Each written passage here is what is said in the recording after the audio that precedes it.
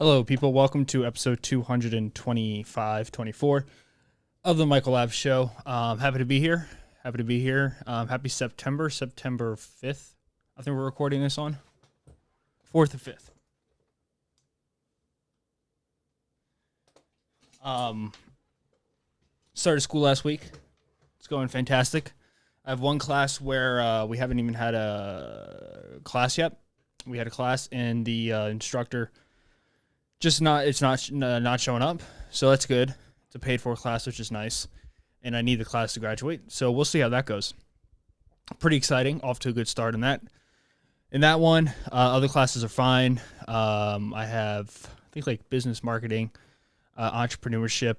Basically, all my classes are just going to be me coming up with business ideas and just talking about them. Let me not set this thing on fire. But I'm doing really good with like my notes. I'm taking really good notes, which is something I've never done. I've never been a note taker in school. Not once. Never.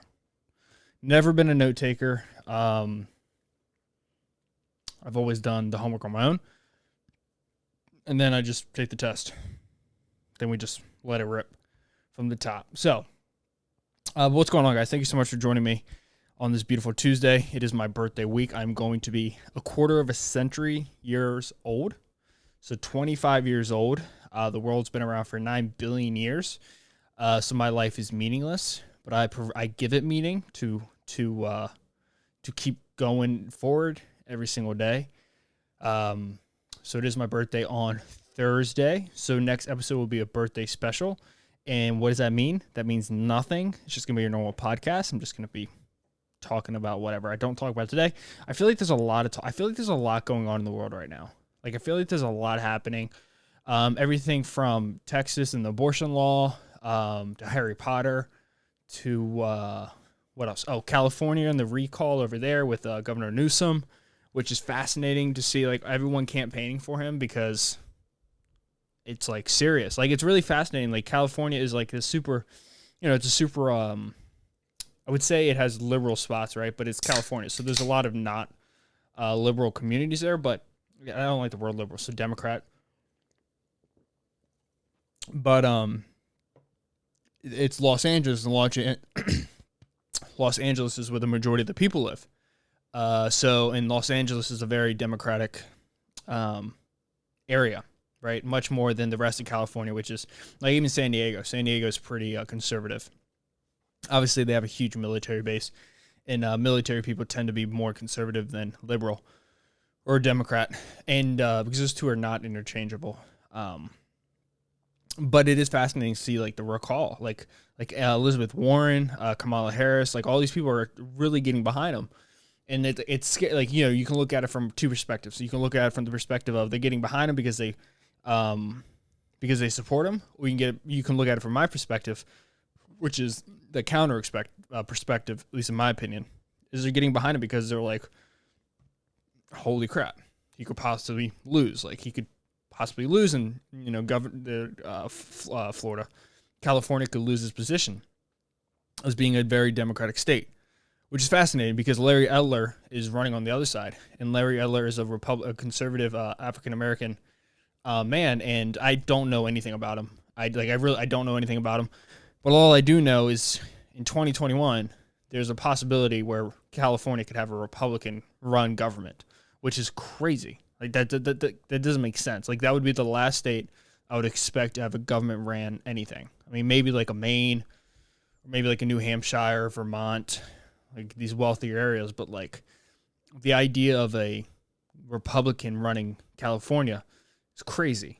But it's possible. And in my opinion, seeing Elizabeth Warren and Kamala Harris back them so aggressively, in my opinion, it's because they feel the heat. Like, the idea that they could possibly lose that position is real. And on top of that, I also saw that if they do lose that position, then the Senate will flip to a Republican, because I think like Mitch McConnell will not Mitch McConnell, the other guy, Schumer. Let me double check on that. I don't want to just Chuck Schumer, that's his name. California. Chuck Schumer uses New York City damage from Ida to push big spending bill. That's not what I wanted. Schumer, California. What's going on with that? Larry Eller pledges U.S. Senate earthquake if he wins California recall. Schumer outlines reconciliation. California judge struck down whatever. Yeah, so. Feinstein, the six-term senator from California, is the Senate's oldest. Kamala Harris keeps Majority Leader Chuck Schumer in his role.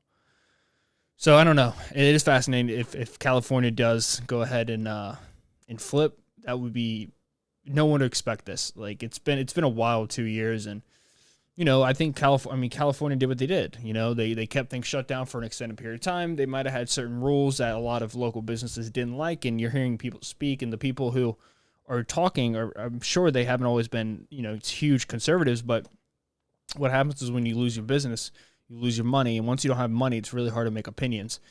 It's Yeonmi Park, she talks about in her book, the lady who escaped North Korea. She said, I didn't know political views. I didn't have opinions on anything because I was starving. It's this idea that if you have nothing, it's hard to really start judging other things or trying to develop your own opinions because you're starving to death. You don't have any money.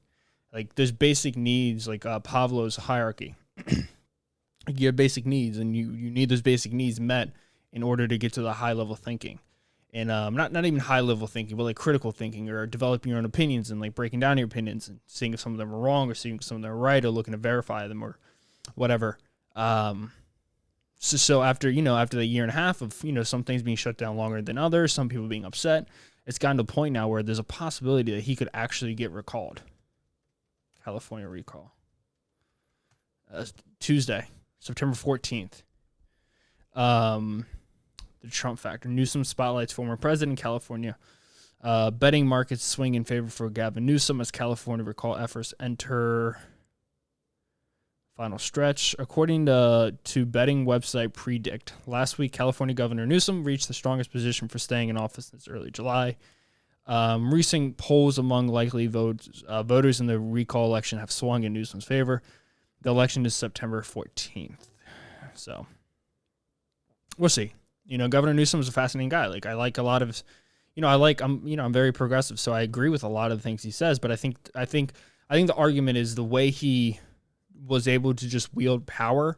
I think people didn't like. I don't think they liked the idea that you never knew how much power the government had until COVID. And I don't think the citizens liked the idea that he could just keep things shut down for the amount of time that he did. And I think that's true, and that's why they're having a recall. If that wasn't true, there wouldn't be a recall. People are upset. And when people are upset, like I said, if you take away businesses and you take away money, people will come out of the holes and they will start arguing. Once things start disappearing, people start getting upset. So that's that. Obviously, there's, things going on in the public that are intense. And I don't know if I want to get into it too much because I have my opinions on it, right? So there's a few things I have written down here. I have dudes take advantage of women with abandonment issues, rip apart fat culture, death row patients wear diapers. So those are capitalism versus Tesla. These are my topics. These are what I write down. So I guess the first thing I could talk about is this bill, this legislation that was passed in Texas. So when I first saw this, it's like last week, just about a week ago. When I first saw this, and it said it's illegal to have an abortion in Texas after 6 weeks, I wasn't shocked. And what do I mean by that? What I mean by that is, if it said abortion is illegal after 6 weeks in New Hampshire, I would have been like, whoa, what the? Like, that's crazy. But since it was Texas, I wasn't shocked. I wasn't surprised. So off the rip. So off the top, I am pro choice. I think women should have the right to abort their child. It's their child. I know it's a living thing, but it's still their child. I think there's an argument that could, I'm not going to get into that, but it's their child, it's their body. They can do what they want. With that being said, I think there is a limit, right? I think 6, 7, 8, 9 months into pregnancy, I think it becomes a much more of a gray area. Medical reasons, totally abort the child if it's for medical reasons after a certain amount of time. But this idea that you can't abort a child after 6 weeks is crazy to me. That's not even 2 missed periods. That's 1 missed period, you know? And people and girls miss the periods all the time for whatever reasons. For being on new birth control, taking a new medicine, new prescription, being super stressed in their life, having an eating disorder, for whatever reason. And this idea that you can't abort a child after 6 months is crazy to me. I think in a lot of ways, that's definitely, in my opinion, fully 100% unconstitutional. And this is I think this is the abortion part to the side. That's my opinion on it. It's wrong. It's bad.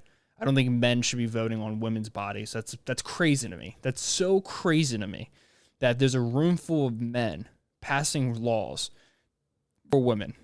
But here is the other side of this. Here's the other side of the spectrum, which I don't think people who are pro-choice, people who are pro-life, it's a conversation that's really hard to have. And the reason why it's a hard conversation to have, and the reason why I'm even like, should I even talk about this? And I think I can see both sides. Right? I was brought up Catholic. I was brought up in a religious household and in a religious environment. I went to church. And I can understand that side. It's a living thing. It's a when you actually see something as a gift from God, and if God is everything, you're killing a gift from God. You can see if I can understand how that's bad. And this is the thing is about Texas is like Texas is a dominant religious based state. If we're talking faith, if we're talking the Bible Belt, I don't think they're technically the Bible Belt. Bible Belt. Let me see. Okay, it is. It is part of the Bible Belt. So the Bible Belt is they call it the so Texas, Louisiana, Florida, Georgia, Arkansas, Alabama, North Carolina, South Carolina, Tennessee, Oklahoma, Nebraska, parts of Ohio, all of Tennessee. Or what is that? What's north of Tennessee? Oh, I'm an idiot. Oh my God, I'm such an idiot. What's north of Tennessee? Kentucky, Kentucky, parts of West Virginia, majority of West Virginia. So that's the Bible Belt. So you got to understand that these people are not these people. I don't like to use that word, these people, but there's a majority of people who, and this is what I'm trying to say. There's women who think that you should abort. There's women who think you should not abort. To say that those women are wrong, I think is dangerous. People have their cultures and they have their values, and they're brought up to believe that their cultures and that their values are correct. I was brought up to believe my values and my culture is correct. They both believe that. You have two teams that fundamentally believe that you're a murderer if you kill your baby, or you're doing what you need to do to abort your child. Because what you're doing is you're killing a baby. You're killing not even a baby. You're killing something that could potentially be a baby. And I think the tension comes when that I can see the tension is, I'm way off track here, but the tension is you can't tell a woman what to do. Well, some women believe that you should not be allowed to abort. Are those women wrong? That's the issue. And I think the issue is in Texas, a lot of women believe that abortion should be illegal. Are those women wrong? It's their state. They voted those people in knowing what was going to happen. And my other issue with it is this. I think what happens when you put a dog in a corner is the dog fights back. The dog doesn't whimper and get itself killed. I think what you've seen during COVID, you've seen a lashing out against southern states, mocking Florida, mocking Texas, mocking South Carolina, Georgia, Alabama, Arkansas as being dumb Republicans, dumb conservatives, Bible-thumping people, and people who aren't as smart, people who vote Donald Trump, therefore they're not as smart. And all these claims are baseless, right? I don't think it's true on average, maybe, but I don't think it's true. And when that happens, people fight back.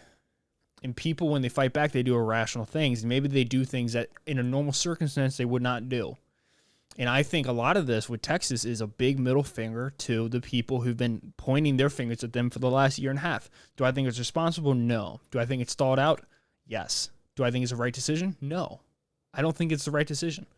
And here's another thing that is really bothersome is that the people who are most affected by this are people who are poor, people who are in lower class, minorities on average, people who already are struggling. A lot of these laws are designed to keep poor people poor. You know, and like you can, and like saying that is, I'm jumping to a lot of conclusions, but if you look how laws play out, it's always the poor. You know, I mean, we just watched Bill Cosby. He raped multiple women. He raped multiple women through the use of drugs. Well, through the use of his penis, but the drugs got them. He was able to rape them after he drugged them. He's out. He's out. If you took that person and you took away his hundreds of millions of dollars, would he still be in jail? Yes, he would still be in jail. The justice system is fine. Justice works unless you have money. If you have money, justice is always on your side. You can always get away with things. And that's my biggest issue with the abortion thing. The fact that you can get raped and you still have to bring that kid to term is against human rights, in my opinion. I think that's a terrible thing. I mean, could you imagine that trauma? And this is for all the men out there, because I have a lot of issues with this. Men don't claim responsibility for a lot of things. I think it's horrible. I think it's absolutely disgusting. I mean, men have this thing where it's not my responsibility. Yo, dude, it's your responsibility. The moment you have sex with a woman, I don't care if you have a condom, I don't care if they're on birth control, the moment you have sex with another woman, if there's a kid that's born in the process, that's your kid. And if you're going to roll out, if you're out of the picture, you have no choice what happens to that kid. You have no choice. Because you made that choice when you had sex with that person. That was your choice. And it was their choice as well. But guess what? It's also their choice that they wanted to be in the body or not in the body. And the fact that a government is saying that you don't have that choice anymore, I'm not going to say that it leads the path. It's the beginning of a path to danger zone. In my opinion. That's just my opinion. And here's the thing that's the irony is insane with what I'm about to say. The irony is it's out of control. And here's what it is. We've spent the past year and a half, a lot of conservatives, liberals as well, on saying these things like okay, when Joe Biden went up there, look, I was not a huge supporter of Donald Trump. I'm not a huge supporter of Joe Biden. They're my presidents at the time. I look for the good in both of them. You know, do I think Joe Biden is a bad person? No. Do I think Donald Trump is a bad person? No. Do I think that what they do is do I agree with everything that they do? No. But I don't agree with anything. Like, I have no friend that I agree with them on 100% of anything. So that's fine. Do I think they're the devil? No, I don't think they're the devil. The people react a certain way, and I think that's where danger comes from. You were hearing things like Joe Biden literally said, "We're going to knock on your door. And if you got to tell your neighbors to get vaccinated." What was happening in California with the call the police if somebody's not wearing a mask outside. Call the police, make sure everyone gets vaccinated. And when this was happening, I thought it was wrong. I do. I think that's wrong. I think, and just from what I've read, I think that leads to a dangerous path. Just from what I've read, countries where this went, where you start where you start using the people as spies for other people, I think that's dangerous. But here, this is the thing that bothers me the most. Conservatives were pissed when that was happening. They were saying this leads to socialism, this leads to communism, this is the Soviet Union, this is what we fought against the Nazis for. In Texas, if you transport somebody to an abortion clinic, that person can get fined $10,000. That is crazy. That is insane. Now, if you're talking about a dangerous path, that is it.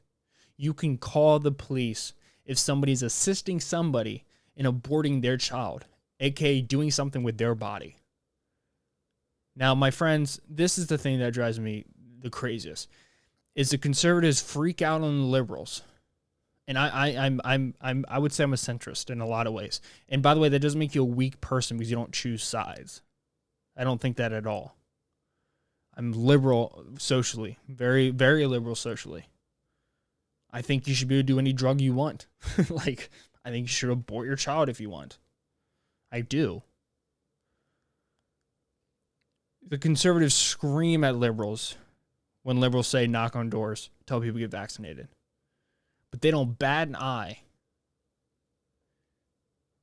when they're told to call the police on somebody who's driving somebody to an abortion clinic. This is the irony. Both sides play this game. There's this game being played, and this game is, I don't point fingers at me when I'm doing the thing that's wrong. But if they're doing something wrong, they're at fault. And that's not good. That's bad. Both parties are the same exact thing. They do the same exact thing. They're the same person. Just a different stance on things. And and I understand abortion. It's a complicated one, right? I mean, in my opinion, I don't think it is. I don't think it's a complicated decision. I think it's a hard decision. I don't think it's a complicated decision. But here's the conversation. Here's the conversation. We have guns. Nobody says take away all guns or give out all guns. Nobody says that. Why? Because there's a middle ground. There's a place to play the game at. And here's where you play the game. Take away guns to people who have felonies. Take away guns from people who are mentally disabled. Take away guns from people who have history of depression and whatever. Okay. Schizophrenics, whatever. Okay, well, there's your middle ground. You can still have guns, but, or if. Marijuana. Okay, here we go. 10 years ago. Not now. A lot of states are like fully 100%. Thank you so much. Got my gift for Taylor. Right there. Very excited to show it to her. But you have marijuana. Okay. It used to be fully illegal, fully illegal. Those were the two sides. That would never work, right? Until now. The middle ground's simple. I have a headache, I have anxiety, medical marijuana. Okay, you can see that. That makes sense. Now you run into this abortion thing. What's the middle ground? If you're somebody who's pro-choice, you're okay with something that's potential to be a human to die. If you're someone who's pro-life, you're not okay with that. See what I mean? There's no middle ground. What do you have a kid at 4 months and put him in a little incubator? You know, the middle ground it's a complicated middle ground, and this is where I sympathize with both sides. I understand both sides. I'm not I'm okay with both sides. I feel like I feel like I'm somebody who's very good at staying open-minded and listening to people. Do I don't like certain things? Yes, but I think in order, and this is, I think this is what bothers me the most, is that this could have been avoided. But I think when you constantly push the dog into the corner, the dog will bite back. And when it bites back, it will hurt very bad, and it's shocking when it bites back. You don't expect it to bite back. Texas and Florida has been pushed to the corner. I would not be surprised that in 6 weeks, within the next month, Governor DeSantis comes out and tries to do the same thing. I would not be shocked at all. When you push animals, I'm not calling them animals, this is just an analogy. When you push things too far, they bounce back and they bite. And when they bite, it hurts. And I think that's what you're seeing. It's the rebound effect. But also at the same time, that's Texas. I think, and this is the thing. Like, if you're poor, it sucks because you're probably not, you can't move. You don't have the money to go somewhere else to abort your child, and you're just caught in this trap. And you have all these rich white people making the laws for you. They're not asking about your opinion. They don't care about your opinion. They want attention. They want money. They want people to agree with them. I think that's the thing that's most upsetting, is they don't care about the people. These politicians don't care about people. They care about them every 2 years when they need to get voted, or every 4 years to get voted back in, but they don't care about the people. The only time you see rich white politicians with African Americans is when, like, in the city, like, oh, look, holding hands. Like, you don't care about those people. Don't act like it. It's upsetting. It's frustrating. They don't care. I don't know. That's my opinion on it. In summary, I disagree with the law. I think it's wrong. I'm not shocked by it. I understand it. That doesn't mean I agree with it. I disagree with it. If it was literally any other state besides Texas, I would be shocked. But it's Texas, and I'm not shocked. That's that. They should definitely put a asterisk there for rape, though. Like, Jesus Christ, dude. That's crazy to me. I don't know. What else did I write down? I wrote down fat culture. I've been reading this book. It's about stress, and it's really good. It's by Robert Sapolsky. I've read book 1 and book 2 of Harry Potter. I want to go 2 books, and then a nonfiction book, 2 books, a nonfiction book, and then 2 books, and then I'm going to do 2 books, nonfiction, 2 books, nonfiction, and then just finish the last 3. Just, I also want to still critically thinking. Now, like, reading Harry Potter is fun, though. I'm not going to lie, dude. It's really fun. Reading Harry Potter is, like, a good time. It's like an escape from reality. It's really nice. Like, you get lost up in this wizarding world. I want to get my girlfriend on, and I want to talk to her about it because she got me into it, and I really like it, and I really appreciate her for getting me into it. But I've been reading this book about stress, and it's by Robert Sapolsky. And he talks about the health effects, the negative effects on your health from stress.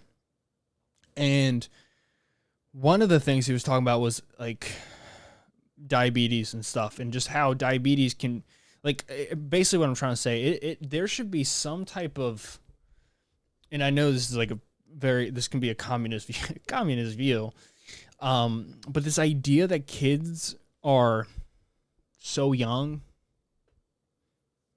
5, 6, 7, 8, 9, 10, and they're 150 pounds, 200 pounds going into high school. That is cruelty.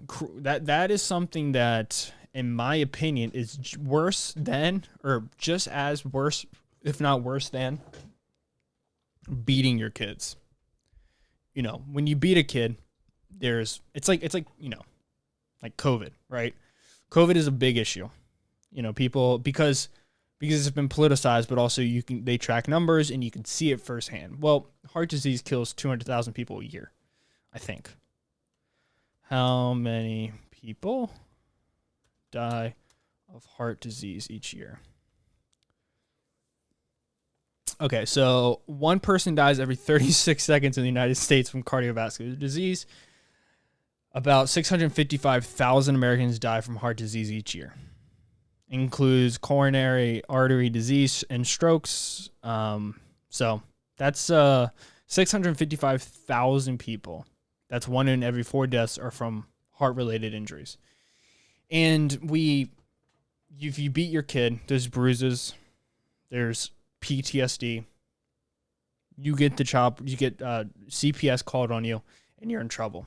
The parents go to jail. The kids get ripped away from their parents, even though the kids still love their parents, which is like trauma. It's called trauma bonding. Let me pull it up real quick. Trauma bonding. Trauma bonds are emotional bonds with the individual that arise from a recurring cyclical pattern of abuse perpetuated by intermediate reinforcement through rewards and punishment. The process of forming trauma bonding is referred to as trauma bonding or traumatic bonding. And it's sad, right? So these kids grew up and they're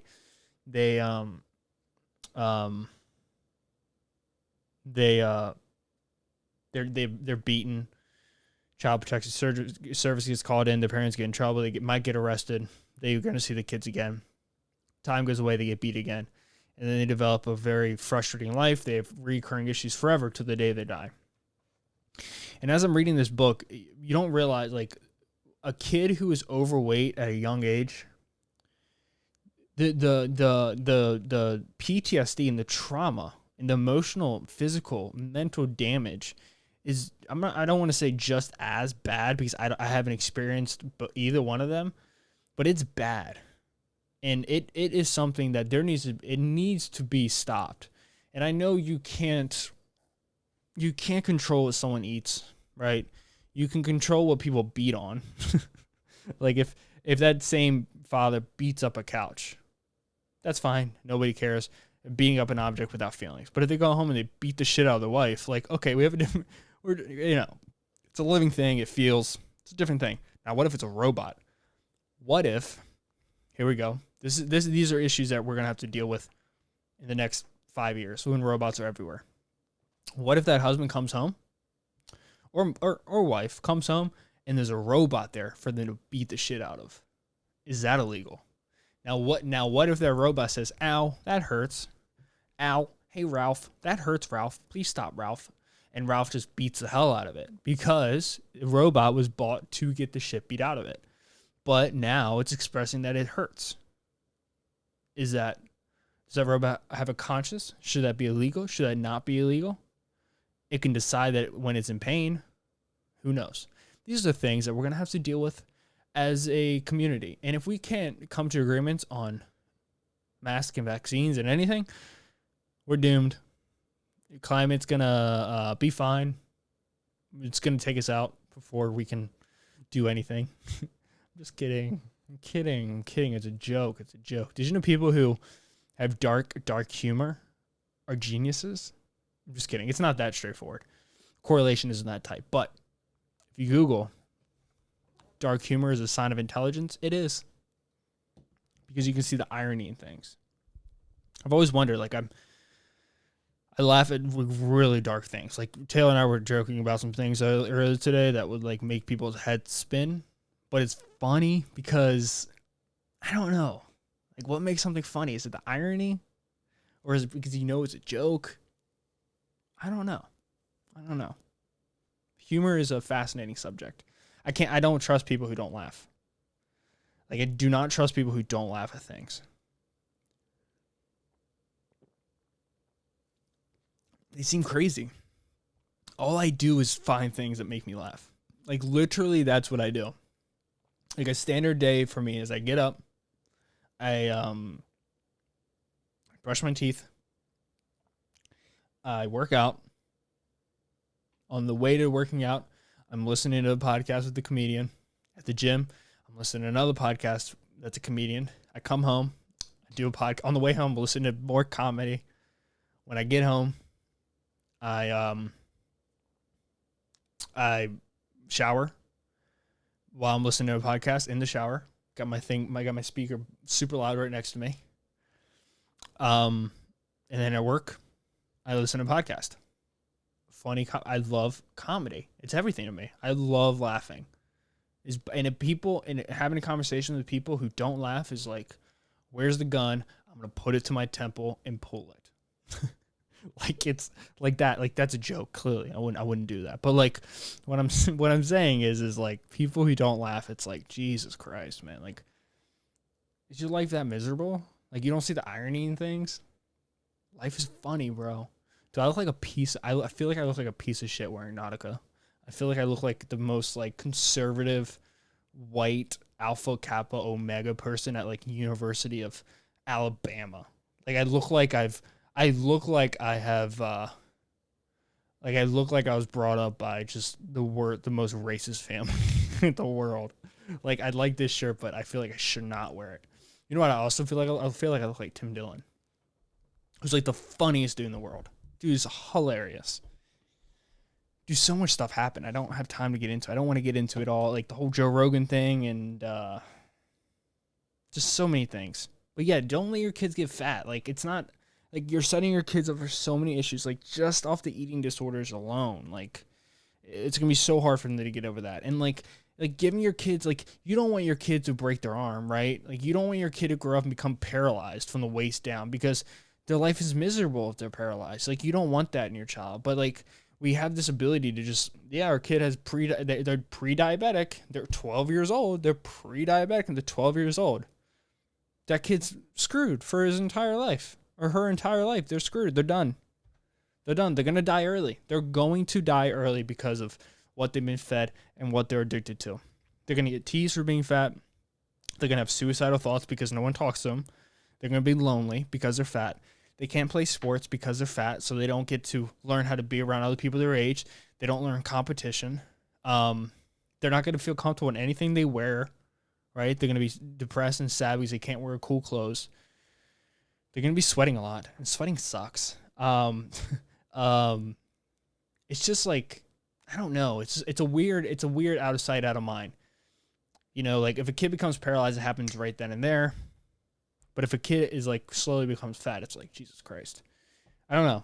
It's in a lot of ways, I think it's like child abuse. So that's my opinion on that. But, you know, you guys don't ask for my opinion. But if you come here and watch the show, then you're going to get the opinion. Opinion could be wrong. Like just me talking about the abortion thing. Like that was something that I didn't want to talk about, but I think I need to talk about. I feel like I need to talk about it. Because although I do believe that it is wrong to not allow a woman to make a decision to abort their child, I don't want to feed the fire and like make the sides even more. Like, I know there's people who agree with me, but would not even have a conversation with someone who has the other opinion. And I think that's wrong. I think that's dangerous, and I think that's hostile. And hostility is never what you want, because here's the truth. If two people disagree, the only outcome is violence. That's the only outcome. It becomes violence. And you don't want that. You don't want violence. You don't want people to die. You know, you don't want people to get guns and swords and shit and go to war for your opinion. I think that's a bad option. I think if we have all the options in the world, that's the last one you want. I'm going to leave it off here. There's this incredible documentary on Netflix called Terror. I think like the rise and fall of 9/11 or something like that. But it talks about 9/11. And it doesn't just talk about it like in the first episode, it shows you everything. Like there's footage in there. I'm like, holy crap. Like I've never seen that footage. I was 5 years old during 9/11. There's dude, it's crazy. Kids are born now. Like I have kids at the gym who come up to me and do like a day pass. They're like 18 years old. They were born in 2003. They're 20.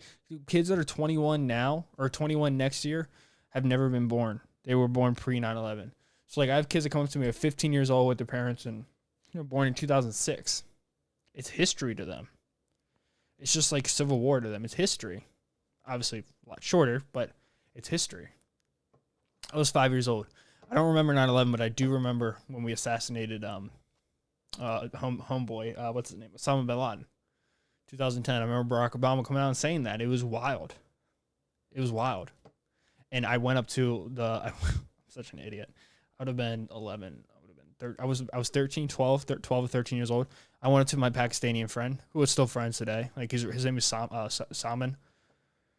And I was like, hey, dude, how do you feel about that? And he was like, yeah, it's good. It's pretty wild. I remember that. I just didn't, I've always just said things and done things and then I get corrected for them. Not the best of social cues. It's not my expertise. I'm not an expert though in anything.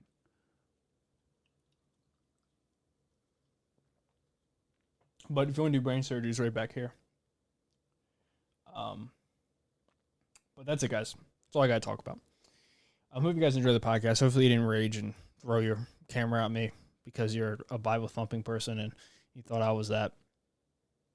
I do think it's good to follow the Bible. I think if you live your life like God is real, it's good. But I respect your opinion too. But I'm also not a woman. If I was a woman, I probably wouldn't respect it. So that's that, guys. Thank you so much for watching Michael Lab Show. I'll see you guys on Thursday. It will be my birthday the day the Thursday episode comes out. So I will be 25. I'll be a quarter century years old. I'm an old bastard. Old, ugly bastard. But that's all right. Thank you guys so much for listening. I'll catch you guys in the next episode. Peace out and see ya. Have a great, beautiful day.